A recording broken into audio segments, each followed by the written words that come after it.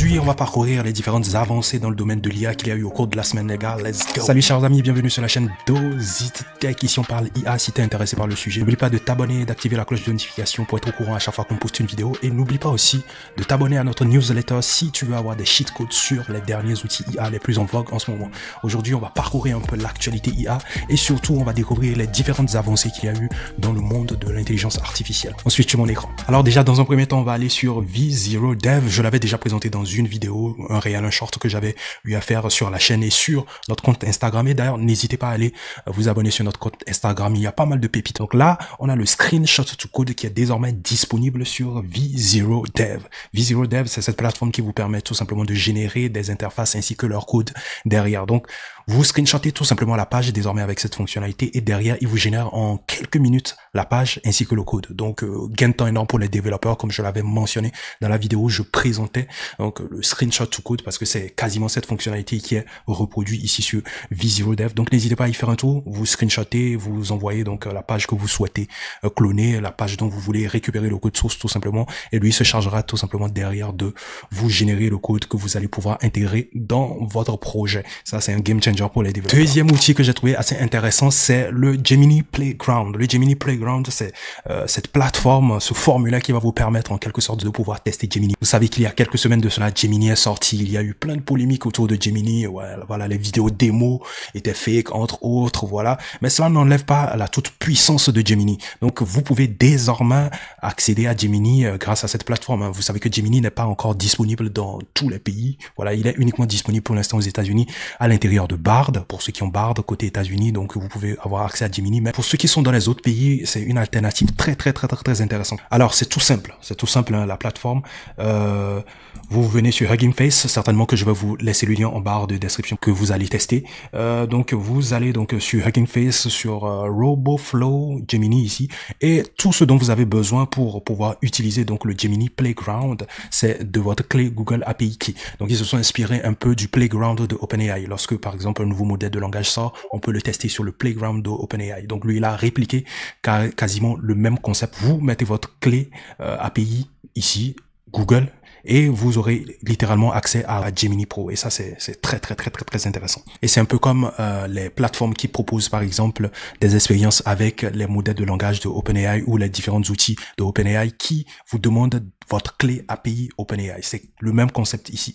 Là, pour récupérer votre clé API Google, ici vous cliquez tout simplement sur ce lien et il va vous rediriger sur la bonne page sur laquelle vous irez donc récupérer tout simplement votre clé Google API. Voilà. Et vu que le Gemini Pro est multimodal, donc vous avez le Gemini Pro ici et le Gemini Pro Vision. Ça veut dire que vous avez non seulement la fonctionnalité de chatting classique où il vous répond avec des tests, mais vous avez la possibilité aussi d'uploader des images et il a cette possibilité, cette capacité de pouvoir décrire votre image ou interagir avec votre image. Et ça, c'est très intéressant. Donc, un gros concurrent quand même du GPT-4. Ça, c'était clair.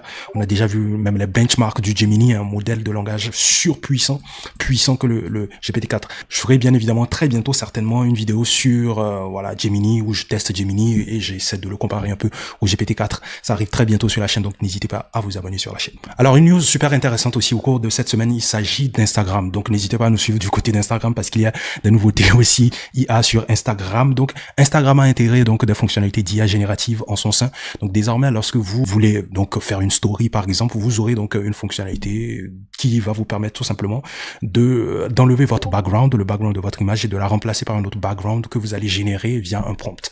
Voilà, c'est tout simple et je trouve cela très intéressant. Je sais pas si c'est déjà accessible, je sais pas si la fonctionnalité a été déjà déployée pour tous les utilisateurs d'Instagram, mais je suis quasiment sûr que ceux qui ont Instagram du côté des États-Unis l'ont certainement à ce niveau-là. Mais moi, de mon côté, je n'ai pas encore retrouvé donc la fonctionnalité pour l'instant, mais j'ose croire que très bientôt, ça sera donc disponible pour les utilisateurs d'Instagram. Autre outil hyper intéressant que j'avais envie de partager avec vous, il s'agit de Fi.ai. Pour y accéder, on va y accéder tous ensemble là dans cette vidéo, mais pour l'instant, je vous propose donc cette vidéo démo qui est très intéressante. Actuellement, on est dans une tendance où on parle de génération d'images instantanées. Et là, on peut l'appliquer à la vidéo. Donc là, par exemple, vous allez voir donc cet internaute, il est tout simplement en train donc de face swapper tout simplement son visage avec celui de Elon Musk. Et tout simplement, ce qu'il a à faire, c'est juste de rentrer un prompt.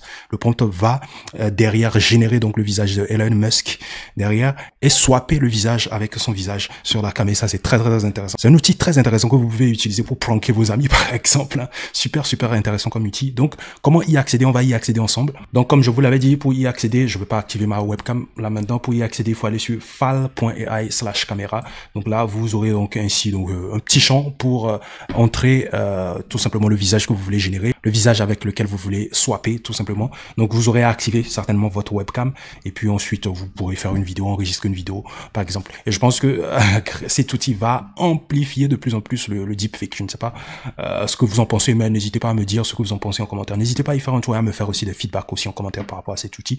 On peut l'utiliser pour des projets ultra intéressants. Alors là, mon coup de cœur de la semaine, c'est Outfit Anyone. Outfit Anyone, franchement, c'est une plateforme ultra intéressante qui vous permet littéralement d'habiller n'importe qui. Vous uploadez juste une photo, vous uploadez ensuite la photo de votre outfit et le tour est joué. Il vous génère en quelques minutes l'image en question et il peut même vous générer une animation. Vous pouvez l'associer avec Animate Anyone que je vous avais présenté dans l'une de mes vidéos précédentes et ça c'est très intéressant. Je pense que énormément de marques de vêtements vont intégrer cette techno sur leur site. Donc imaginez un site web, voilà, de vente de vêtements. On va prendre par exemple le célèbre Fashion Nova, c'est pas pour leur faire de la pub. Par exemple, imaginez qu'ils intègrent cette fonctionnalité sur la plateforme. Vous venez, si vous voulez acheter par exemple un vêtement, vous pouvez littéralement l'essayer en live. Si vous avez une photo de vous, vous uploadez la photo et en quelques minutes, il génère donc votre photo de vous avec le vêtement sur vous. Et ça, c'est très intéressant. Vous pouvez même vraiment tester pour voir comment est-ce que le vêtement en question pourrait tenir sur vous. Et ça, c'est très intéressant. Et bon, je fais mes petits tests. Donc là, vous avez la petite page de recherche que je vais certainement vous mettre en description. Donc hop, vous avez quelques petites démos très intéressantes. Hein. Franchement, nickel. Je vous mettrai cela en description pour les petits curieux. Vous irez lire à peu près c'est quoi les technos cachés derrière. Donc là, vous avez donc cette photo de Kylian Mbappé qui change littéralement de vêtements grâce donc à cet outil. Franchement, je pense que ça va être un game changer dans le monde du e-commerce. Donc là, vous avez le GitHub qui dispo aussi, que vous pouvez cloner. Donc vous avez le GitHub, vous avez le Hugging Face qui est beaucoup plus intéressant. Donc si vous avez besoin de vous amuser avec Outfit Anyone, n'hésitez pas à aller sur le Hugging Face. Donc sur Hugging Face, vous avez donc ce formulaire où vous pouvez déplacer littéralement les outfits. Donc vous avez plein de modèles quand même qui sont disponibles. Sur la plateforme, vous avez des modèles femmes-hommes. Donc, prenons par exemple cet homme.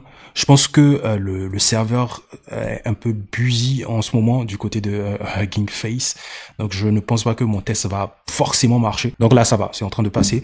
Donc, parfait. Je l'ai testé plusieurs fois au cours de la semaine. Franchement, j'étais vraiment ébloui. Donc, vous avez cet outfit et ce jean-là que j'ai uploadé. Donc, voilà, le haut et le bas ici. Donc, il est en train de me générer tout simplement l'image et ça, c'est super. Donc, en quelques minutes, donc, vous voyez donc le mannequin qui porte donc vos vêtements. Franchement, c'est dingue. On peut refaire la même chose. Ici, il y a que des vêtements de femmes. Hein. Il y a que des vêtements de femmes. On peut refaire un autre test ici.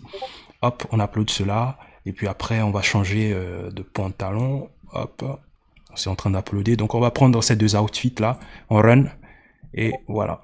Donc vous pouvez vous amuser donc sur Hugging Face, allez vous amuser, il y a plein de modèles qui sont disponibles, on a littéralement 4 pages de modèles disponibles, donc vous pouvez aller vous amuser. Moi personnellement, j'étais complètement bluffé. Donc côté GitHub, je suis en train d'essayer de faire quelques tests, de mettre en place quelques applications dont je vous ferai le tutoriel certainement très bientôt. Plein de vidéos vont sortir certainement sur le Outfit Anyone. Voilà, parfait. Donc en quelques minutes, on a le outfit sur notre mannequin et ça c'est pas mal. Franchement, c'est dingue. C'est dingue. Donc vous avez plein d'exemples ici, Donc vous pouvez littéralement poster par exemple un autre modèle portant le outfit et lui il se chargera derrière de pouvoir extraire déjà dans un premier temps les vêtements et puis l'adapter donc à votre mannequin ici. Donc n'hésitez pas à y faire un tour et à les intégrer dans vos différentes applications. Et si vous l'intégrez dans vos différentes applications, n'hésitez pas à les partager avec nous. C'est avec plaisir qu'on va essayer de tester, apporter donc nos avis à vos différentes applications. Si vous voulez l'intégrer dans vos applications, vous n'y arrivez pas, n'hésitez pas à me contacter, je vais vous aider parce que je suis là-dessus, je suis à fond là-dessus, dans l'intégration donc de la Outfit Anyone dans les applications. Des vidéos vont sortir très bientôt qui vont certainement vous aider donc à pouvoir l'intégrer dans vos différentes applications. Autre évolution très intéressante dans le monde de l'IA que j'avais voulu partager avec vous aujourd'hui, c'est TLDraw. TLDraw qui avance énormément. TLDraw, je vous l'avais présenté comme étant une plateforme qui vous permettait de générer des interfaces grâce à des petits croquis. Vous pouvez juste dessiner, schématiser votre interface sur TLDraw et lui se charge derrière grâce au GPT-4 Vision de pouvoir vous générer donc l'interface que vous avez en quelque sorte maquettée, dessinée à côté. Donc il n'y a pas que ça, vous pouvez intégrer littéralement des images. Par exemple, vous avez un modèle physique de données ici qui est intégré sur TLDraw et TLDraw derrière se charge littéralement de générer le script de génération de cette base de données. Le modèle physique, au fait, c'est la schématisation en gros d'une base de données. Donc si vous avez le screenshot du modèle physique d'une base de données, d'un PD par exemple, il pourra juste analyser l'image et générer derrière donc, le script de génération de la base de données. Ça, c'est super intéressant. Gain de temps énorme, encore une fois, pour les développeurs. Donc, à rappeler que pour utiliser donc TLDraw, dans ce sens-là, il faut donc votre clé OpenAI. C'est très important, votre clé OpenAI pour pouvoir utiliser TLDraw. Je pense que j'ai déjà montré comment est-ce que vous pouvez accéder donc à votre clé API OpenAI. J'ai même déjà fait une petite démo sur TLDraw dans une de mes vidéos. Donc, n'hésitez pas à aller regarder mes vidéos. En tout cas, ces évolutions démontrent à quel point, à la longue, TLDraw va devenir un outil indispensable pour ceux qui travaillent dans le monde de la tech, les développeurs, les DBA, voilà, les administrateurs de bases de données, voilà, les data scientists aussi. Donc, TLDraw risque de devenir un outil incontournable pour donc ces différents corps de métier dans le domaine de la tech. Dites-moi ce que vous pensez de TLDraw. Quels sont les différents projets que vous avez eu à mener avec TLDraw? Est-ce que vous l'utilisez dans votre quotidien? Dites-moi ce que vous en faites en commentaire. Faites-moi des feedbacks tout simplement en commentaire. Donc là, on va parler de Mistral. Mistral qui a lancé donc son nouveau modèle de langage, le Mistral 8.7b Instruct. Donc vous pouvez y accéder sur Perplexity Labs. Perplexity Labs, c'est à peu près ce chatbot qui répertorie en quelque sorte les différents modèles de langage open source sur le marché. Donc le dernier en date c'est Mistral 7x7b Instruct. On fera une vidéo spéciale là-dessus. Donc vous pouvez déjà aller sur Perplexity Labs pour aller le tester. Franchement, je l'ai testé, j'étais absolument bluffé. Donc je reviendrai spécialement sur le Mistral, franchement qui est en train de me bluffer actuellement. Franchement, c'est fort. Donc n'hésitez pas à le tester. Si vous l'avez déjà testé, n'hésitez pas à mettre vos avis, ce que vous en avez pensé en commentaire. Mais une vidéo spéciale arrive là-dessus. Donc il n'y a pas que sur Perplexity Labs que vous pouvez aller le tester, sur chat.huggingface vous pouvez aussi aller le tester. De toutes les façons, je vais vous résumer à peu près les liens sur lesquels vous pouvez aller pour tester donc le Mistral 7x7b. Voilà, déjà sur Perplexity Labs, je pense que vous pouvez faire pas mal de tests intéressants là-dessus. Donc voilà, on va terminer ce petit tour d'horizon, voilà, des différentes évolutions dans le domaine de l'IA au cours de la semaine par imagine.meta.com. Donc Meta qui a lancé un rival de Midjourney, Daily 3, etc. Donc Meta a lancé sa propre plateforme d'IA génératrice d'images. Donc pour y accéder, il faut être aux États-Unis. Donc c'est accessible depuis les États-Unis. Donc mais il y a quand même quelques petits cheat codes qui peuvent vous permettre d'accéder en avant-première donc à imagine.meta.com. Vous pouvez passer par un VPN. Dans la démo que je vais vous faire très rapidement tout de suite. Donc moi je suis passé par un VPN. Donc vous cherchez n'importe quel VPN. Voilà, si vous avez un VPN en particulier que vous utilisez, positionnez-vous sur une région des États-Unis et puis vous aurez accès donc à Imagine. Pour aussi avoir accès à imagine.meta.com, il faut avoir un compte Facebook déjà.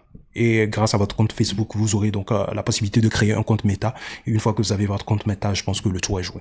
Donc là, j'essaie d'accéder donc à imagine.meta.com. Donc là, ce n'est pas disponible parce que j'ai pas activé mon VPN. Je vais activer mon VPN pour pouvoir donc y accéder. On va voir tous ensemble à quoi cela ressemble. Ok, parfait. J'ai activé le VPN et j'y ai accès littéralement. Donc c'est tout simple l'interface. Vous avez ici voilà un petit champ pour entrer votre compte et là vous aurez donc les images que vous aurez à générer. Donc là, j'ai mis Dog Running in Mumbai Streets. Donc on va voir ce qu'il va nous générer. Donc un chien en train de courir dans les rues de Mumbai. Super intéressant. On va voir celui-là. C'est pas mal. C'est pas mal. Celui-là, j'aime bien. Ça a l'air réaliste. Celui-là encore plus réaliste, à part les oreilles, quand même. Donc, faudra un peu plus détailler mon prompt. Hein. Faudra aller un peu plus en détail. Si vous voulez une vidéo un peu plus détaillée sur l'utilisation de Imagine, n'hésitez pas à me le dire en commentaire. Voilà tout pour aujourd'hui, les gars. Dites-moi ce que vous avez pensé en commentaire. Quels sont les différents outils qui vous ont bluffé et que vous allez certainement utiliser dans vos différents projets. N'hésitez pas à me faire tous ces feedbacks en commentaire. Et moi, je vous retrouve tout simplement à la prochaine. Prenez soin de vous. Peace out.